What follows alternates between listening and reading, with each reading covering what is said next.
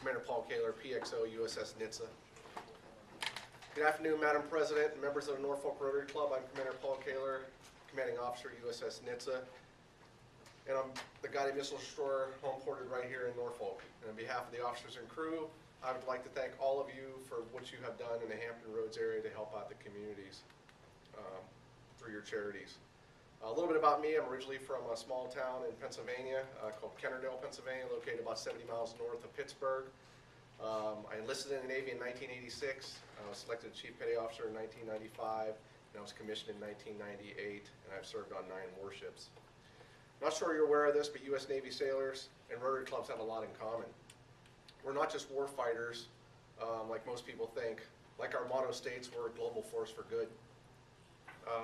Almost every port the Navy ship visits, including Norfolk, sailors are involved in community relations projects worldwide, helping those in need.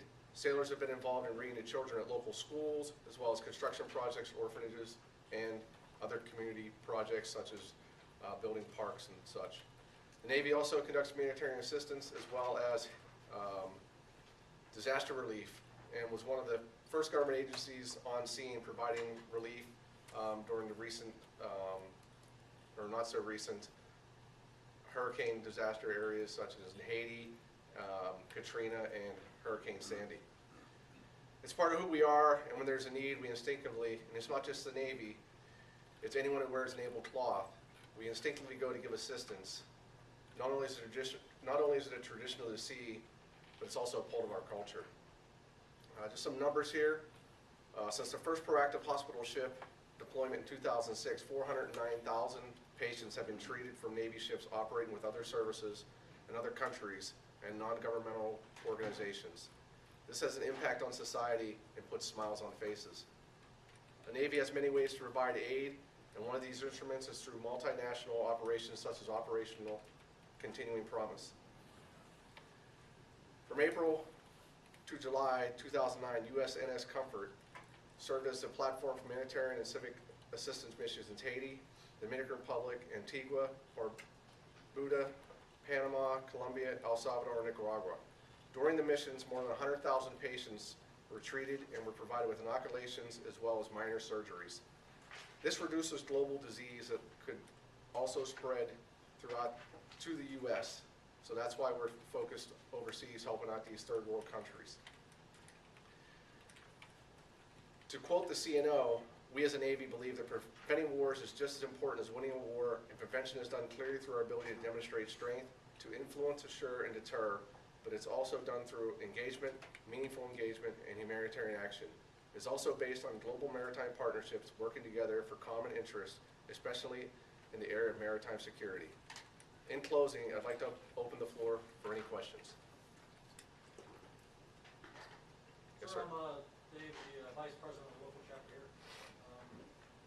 How specifically is the Navy going to compensate for the loss of the jobs and the recent budget cuts and downsizing of our naval forces support the local community? That's a good question. We're all feeling the effects of the continuing resolution and the cuts that are required by sequestration.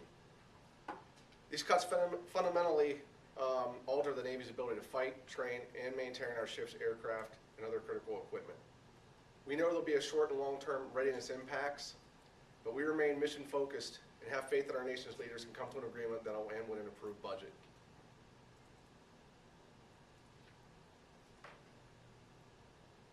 Yes, sir.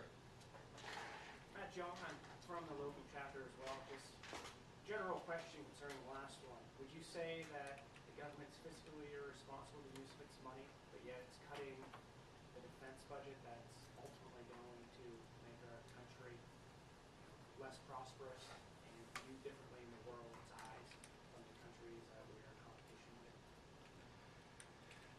I don't know if I'm the best person to comment on that subject, but I can discuss that the Navy's mission of conducting sustained combat operations at sea and carrying out the core capabilities of maritime power hinges upon maintaining our material readiness of our ships, submarines and aircraft and other equipment.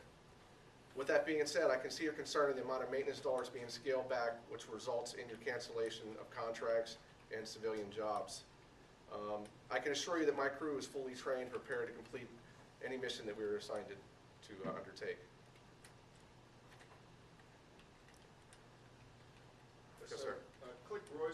Seagate Wave.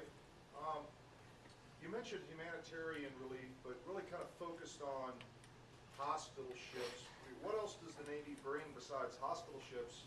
Because if it's merely beds, can't the Army of the Army of the Air Force supply it faster via aircraft than by ship? So what else does the Navy bring?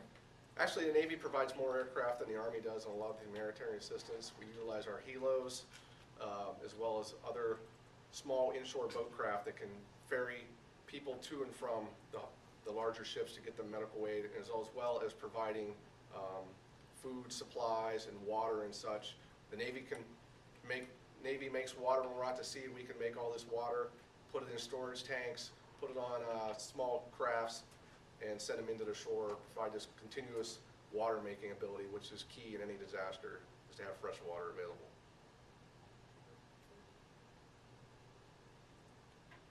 Any other questions? Yes, ma'am.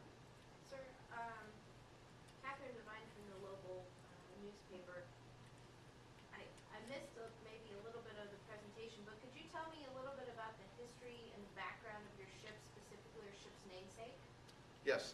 USS Nitze is named after Paul Nitze. He was the 57th Secretary of the Navy. Our ship is a guided missile destroyer. It's capable of conducting anti-surface, anti-air, and anti-subsurface missions simultaneously. It's 510 feet long, about 9,100 tons. And another interesting fact about Paul Nitze, he was very intimately responsible for forcing education on sailors and improving the quality of life. He was very instrumental during the Cold War times, negotiating U.S. policy. He was one of the chief architects in U.S. policy towards the Soviet Union as well.